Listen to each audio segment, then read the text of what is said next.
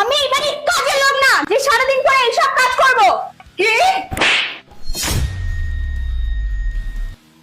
লজ্জা করে না? বাড়ির কাজ করলে কেউ কাজের লোক হয়ে যায় না।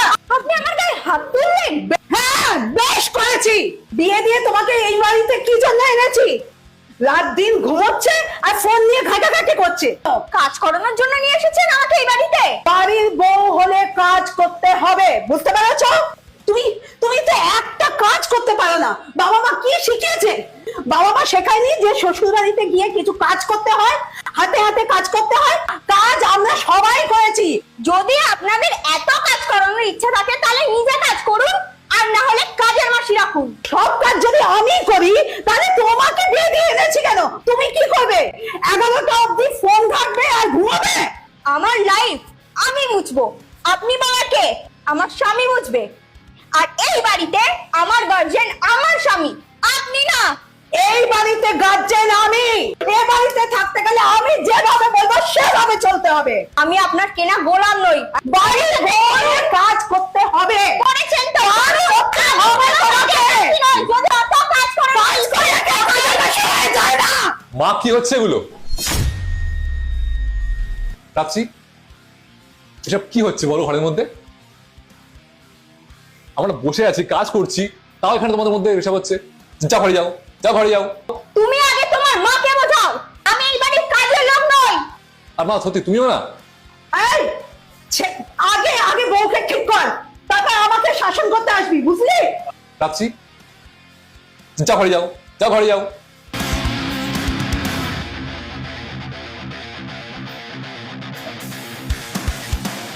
মা, কি হচ্ছে এসব? সপ্তাহে একটা দিন মাত্র ছুটি পাই, তাও যদি শান্তিভাবে না থাকতে পারি। এদিকে আসো, এদিকে এসে বসো।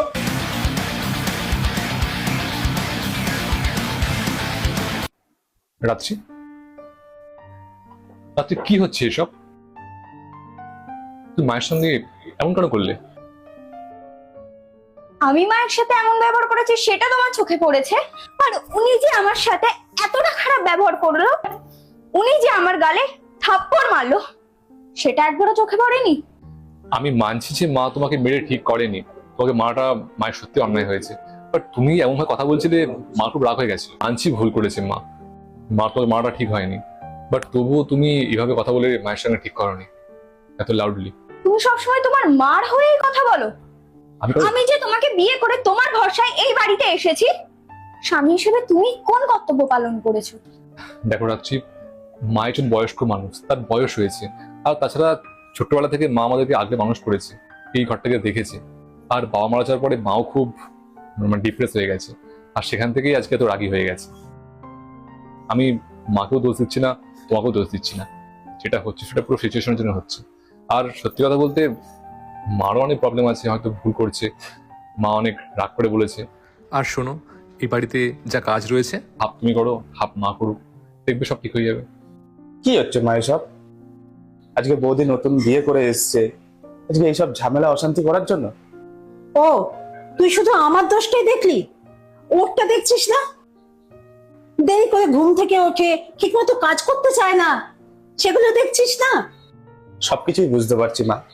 আজকে বৌদি দাদার ভরসায় এসছে, ঠিক আছে, এখানে সংসার করার জন্য, সুখে শান্তিতে থাকার জন্য। আজকে এরকম ঝামেলা অশান্তি হলে কার ভালো লাগে? আচ্ছা মা, তুমি একটা কথা বলো, আজকে আমার বোন, আজকে তোমার মেয়ে যদি ওই বাড়ি গিয়ে যদি অশান্তি ঝামেলা সহ্য করে, তোমার কি সেটা ভালো লাগবে মা? তুমি বলো।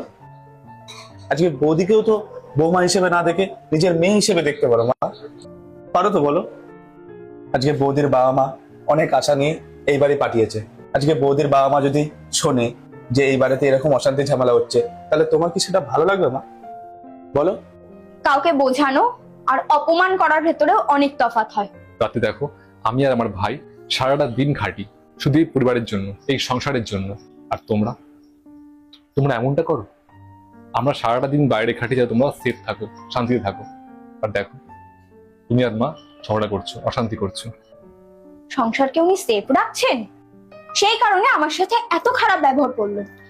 দেখো, সংসারের যা কাজ হবে হাফ তুমি করো, হাফ মা করো, দেখবে সব ঠিক হয়ে যাবে, কিচ্ছু সমস্যা হবে না। তুমি এক কাজ করো, তুমি মায়ের কাছে যাও, গিয়ে ক্ষমা চেয়ে এসো। আমি পারবো না। রাত্রি আমি হয়তো ক্ষমা চাইতাম যদি ওনার কথাবার্তা সেরকম থাকতো। রাত্রি প্লিজ দেখো, যদি দুজনেই অশান্তি করো না তাহলে কোনো শান্তি আসবে না। আর সত্যি কথা বলতে ক্ষমা চাইলে কেউ ছোট হয়ে যায় না, বরঞ্চ তুমি বড় হয়ে থাকবে। তুমি যাও মার কাছে গিয়ে ক্ষমা চেয়ে এসো, দেখবে মা তোমাকে আপন করে নেবে, সব ঠিক হয়ে যাবে, বিশ্বাস করো।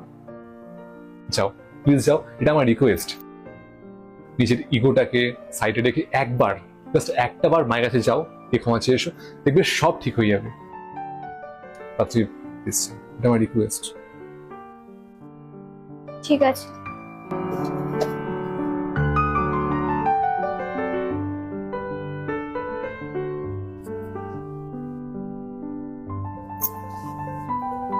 আচ্ছা মা, তুমিও তো এই বাড়িতে বউ হয়ে এসেছিলে, আজকে তোমার ওপর যদি এরকম অত্যাচারটা হতো, আজকে তোমার কি সেটা ভালো লাগতো মা? বলো। আচ্ছা মা, তোমরা কেন ছেলের বউকে বৌমা হিসেবে দেখো, মেয়ে হিসেবে দেখতে পারো না? বৌদির নতুন বিয়ে হয়েছে, একটু সময় দাও। তুমি বৌদির কাছে গিয়ে ক্ষমা চেয়ে নাও। ক্ষমা? আমি ক্ষমা চাইবো ওর কাছে? মা আমার শোনো, আমার কথাটা শোনো মা। তুমি বৌদির কাছে গিয়ে ক্ষমা চেয়ে নাও। হ্যাঁ, হয়তো তোমার থেকে বয়সে ছোট হতে পারে, কিন্তু কেউ কারোর কাছে ক্ষমা চেলে কেউ কোনোদিন ছোট হয়ে যায় না মা। তোমার ছোট ছেলের কথাটা শোনো মা, গিয়ে ক্ষমা চেয়ে নাও, দেখো সব ঝামেলা অশান্তি সব ঠিক হয়ে যাবে মা।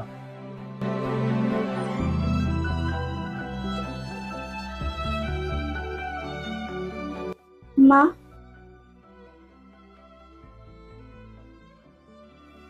আই এম সরি, আমার ভুল হয়ে গেছে, আমার অমন ভাবে বলাটা উচিত হয়নি। না না বৌমা, ফুলটা আমার, তোমার সরি বলার কিচ্ছু হয়নি। আমার তোমাকে সবার সামনে মারাটা উচিত হয়নি। আসলে এটা তো আমাদের দুজনের সংসার, আমরা দুজনে একসাথে মিলেমিশে কাজ করলে এই সংসারটা খুব ভালো থাকবে, সুখের হবে, তাই না? সবাই মিলে আমরা দুজনে একসাথে কাজ করব। চলো আমরা আমরা আজকে দুপুরের খাবারটা রেডি করে ফেলি। চলো চলো চলো। সামান্য একটু অ্যাডজাস্টমেন্টই পারে শাশুড়ি ও বৌমার সম্পর্ক ভালো রাখতে। ক্ষমা চাইলে কখনো কেউ ছোট হয়ে যায় না, বরঞ্চ বড় হওয়া যায় সবার কাছে।